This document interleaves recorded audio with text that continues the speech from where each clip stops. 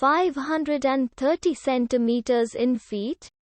First of all, we need to know the value of 1 centimeter in feet. It's always 1 centimeter equals 0.03280839895 feet.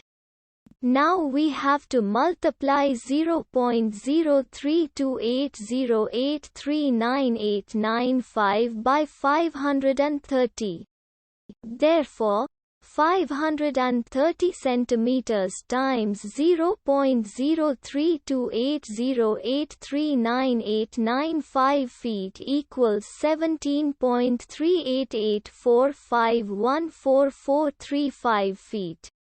So, in other words, 530 centimeters equals 17.3884514435 feet. We hope you have enjoyed this video.